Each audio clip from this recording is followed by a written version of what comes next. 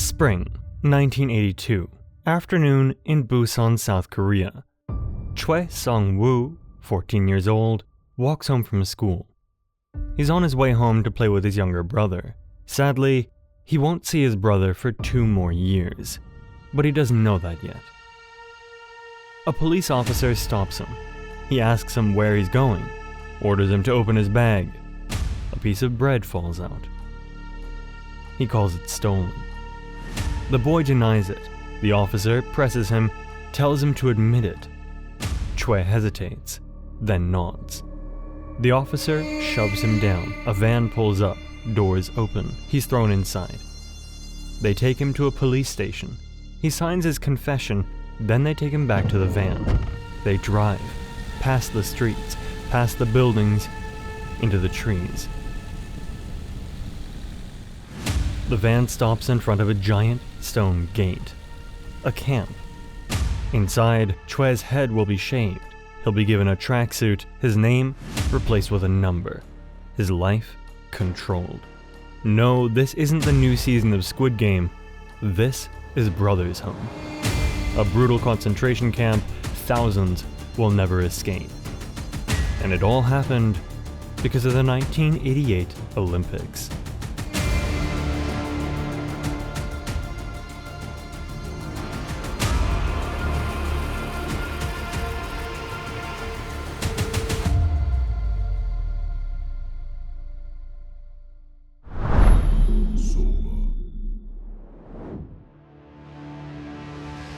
To understand the story of Brothers' Home, we have to go back, all the way back to the 1940s. After World War II, the country was divided into South and North. The 50s brought the Korean War, which left the South even more devastated. The rebuild was slow and uneven. Korean streets were crowded with orphans, beggars, and the disabled. The government saw these people as a blemish on the South Korean national image. In the 60s, under the dictatorship of Park Chung-hee, social cleansing policies were introduced to restore order. When Brothers' Home opened its doors, it actually began as Brothers' Orphanage, a relatively modest facility focused on housing and nurturing children without families or homes. The orphanage was relatively small and operated as intended. No one batted an eye. The streets were cleaner. People in Busan felt safer. To most, it seemed like progress. However, things would start to change. In 1975, it signed a contract with the city of Busan, officially becoming a government-sanctioned vagrant detention facility. The following year, it relocated to Jurye-dong, where it became infamous for its horrific crimes that would happen behind closed doors. Funded by state subsidies, the facility housed thousands of people at its peak. It still had a good reputation among the general public. When South Korea was awarded the 1988 Summer Olympics, the government doubled down on its campaign to present a modern, prosperous image. Police swept through the cities. Appearance was enough to decide your fate. Brothers' Home was more than willing to take them in. After all, the more people it housed, the more money it received. Whether they survived or not didn't make a difference. Behind those lifeless concrete walls, Brothers' Home was a hell on earth.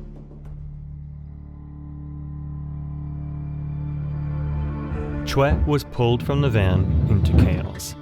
Children cried and screamed as guards barked orders. When the noise grew too loud, the guards lashed out, hitting, kicking, until silence returned. Remember, Choi was a teenager, but he wasn't the youngest person in the camp. Far from it. He saw kids as young as 7 or 8 years old. The camp loomed ahead. It didn't look like a place to live. The concrete buildings were cold, stripped of personality, and eerily bare. They resembled something out of a prison or, as Choi would later recall, places you'd read about in history books about World War II. Inside, the conditions were no better. Rows of steel bunk beds stretched endlessly across barren rooms. There were no comforts to speak of, just thin blankets, cracked floors, and damp walls. It was cold, sterile, and suffocating. Worse yet, over 100 of them were crammed inside. Then came the head shaving. Guards worked quickly and carelessly with razors. If a blade cut your scalp, they wouldn't stop. Next, a number replaced Choi's name. His identity vanished, swallowed by a blue tracksuit. Little did he know, he would have to wear that tracksuit for the rest of the year. He wouldn't get another piece of clothing before the year ends. The first night, nobody could really sleep. From time to time, muffled cries broke through the dark, quiet at first, then sharper, cutting through the stillness like a blade.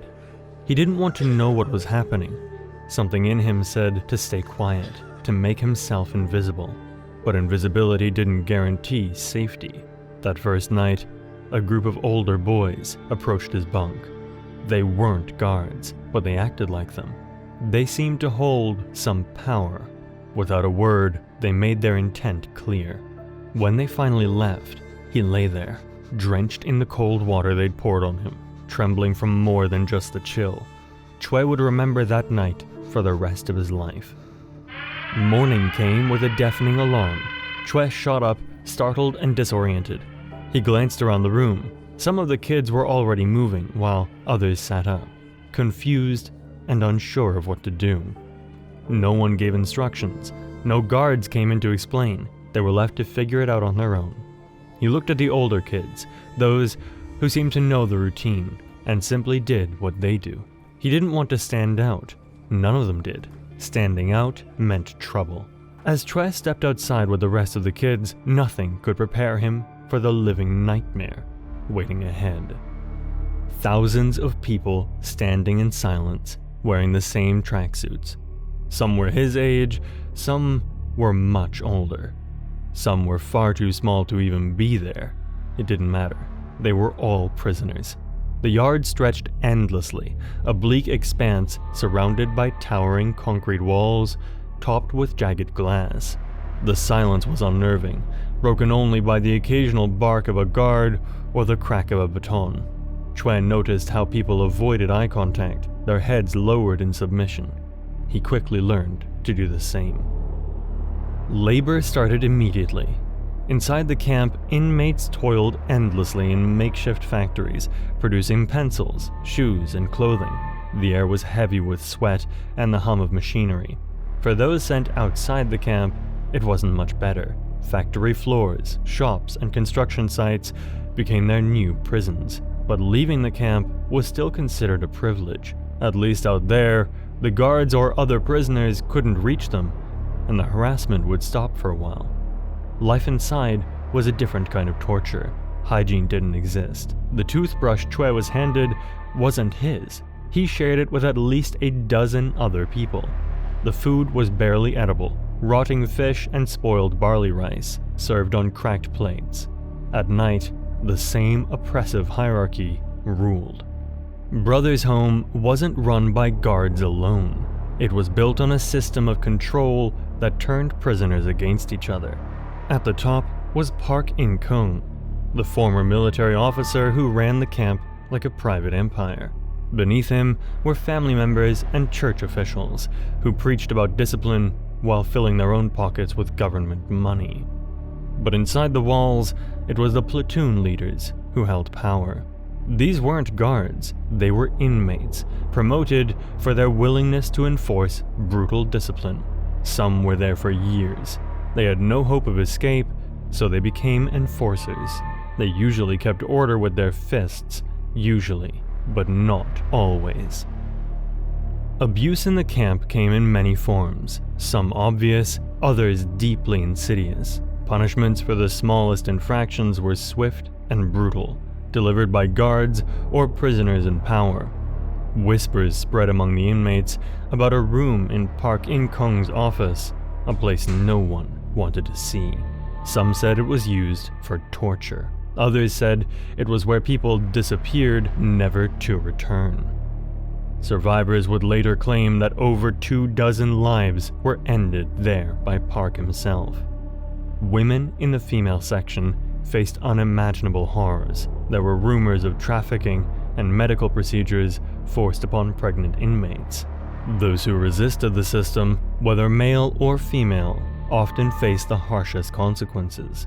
Torture was common, and while some inmates dreamed of escape, few ever tried. The stories of those who did and were recaptured served as grim warnings.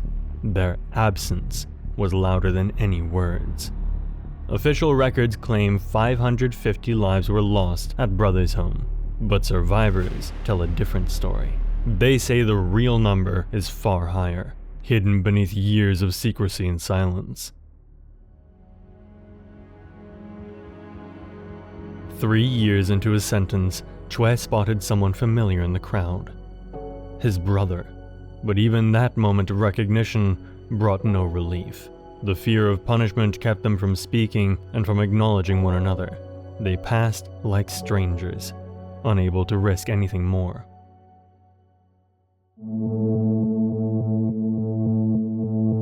It's 1986. The Olympics are less than 2 years away. The streets of South Korea are spotless. But people start talking. Rumors started spreading. Brothers' Home might not be a simple rehabilitation facility. Relatives, spouses, and even children had been disappearing, taken off the streets, and never heard from again. Families who tried to find their loved ones were turned away and stonewalled by the system. Kim Young-won, a prosecutor from the office of Ulsan, also heard rumors. He talked to a local hunter who saw something rather strange on a recent hunting trip. The hunter saw a group of people, filthy, frail, being beaten by guards. The guards screamed, swinging sticks while large dogs prowled nearby. The man kept his distance, watching as the prisoners were shoved into a barn. Their feet were chained to the floor like livestock. Something was wrong, very wrong. When Kim heard this, his instincts kicked in. He started asking questions, investigating quietly. What he uncovered was a nightmare hiding in plain sight. At Brothers' Home, over 900 children and 3,000 others were crammed into unbearable conditions. They lived in filth, forced into grueling labor without food or hygiene. Abuse and violence were the norm. Kim couldn't let it go. What he'd found was too big, too horrifying. It was time to act. One of the people who heard the rumors about Brothers' Home was Choi's father. For years he'd been searching for his 2 missing sons. He tried filing reports, asking neighbors, pleading with officials, but no one would help. Were they at Brothers' Home? Maybe. Could he find them? Free them? It was a long shot, but desperation doesn't care about the odds. He found out the location and went straight to the camp. At the gate, he saw guards and started shouting, demanding to see his 2 sons. At first, the guards dismissed him. They told him to leave, but he didn't. He yelled louder, refusing to back down. His persistence paid off. Hours later, Choi and his younger brother were brought out. The sight broke him. Choi, just 19, weighed only 37 kilograms. His brother, 17, was barely 35. Their faces were pale, their bodies gaunt from years of malnutrition and abuse. Their father embraced them, tears streaming down his face. Choi leaned into him, too weak to speak. This was the first taste of freedom Choi and his brother had in years. Unfortunately, in the upcoming years, the taste wouldn't be strong enough to erase what they have endured. A few months later, prosecutor Kim had gathered enough evidence to take action. He led a raid on Brothers' Home, exposing the full extent of its horrors. Investigators uncovered an unprecedented level of corruption. In Park In-kung's office alone, they uncovered a receipt for a deposit of 2 billion won, tucked away in a safe. But that wasn't all. Mountains of records exposed a vast network of forced labor and embezzlement. Workers, many of them minors, had produced goods for factories, stores, and other businesses without ever seeing a dime. The money went straight into Park's pocket. When confronted, Park didn't flinch. He sat in his office, smug, and claimed immunity. He had been personally appointed by South Korea's president to run the facility. In his mind, that made him untouchable. The raid uncovered a horrific cycle of abuse and corruption, yet justice barely scratched the surface. Despite overwhelming evidence, Park was only convicted of embezzlement. His punishment? Only 2.5 years in prison. Not a single charge was filed for the abuses, forced labor, or deaths. The complicity didn't end with Park. Survivors revealed they were forced to attend sermons where preachers claimed their suffering was a punishment for their sins. The sermons were held in a massive Protestant church built on the campgrounds by forced labor. The raid exposed the truth, but for thousands of survivors, it didn't bring closure. Justice was still out of reach.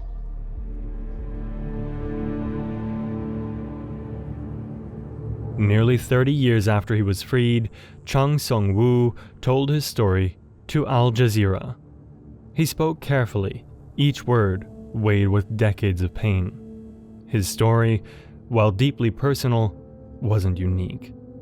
Thousands of others had walked the same path, faceless and forgotten, branded as criminals by the very system that failed them. Returning to society didn't feel like freedom. They weren't survivors, they were troublemakers. The labels stuck, making life unbearable. Choi fell into gang life, a place where no one asked questions. For his brother, he never recovered. Years of silence and suffering came to a devastating end in 2009 when he took his own life. For Choi, that loss was a breaking point. He became a voice for those who couldn't speak, determined to make sure the world wouldn't forget. After years of protests and pressure from survivors, in 2020, a special law was passed. It allowed for a new investigation into what really happened behind those walls. Choi had spent much of his life demanding accountability, not just from the guards or administrators, but from the system that let it happen. The stories that survivors shared painted a grim picture of neglect and complicity.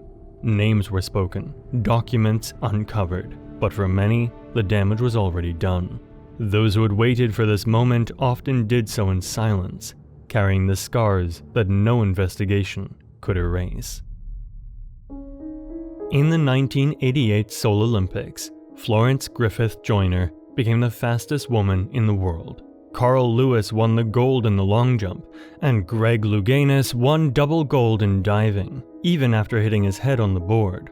World records were broken, medals were won. Oh, and the streets were clean too. Can't forget about that.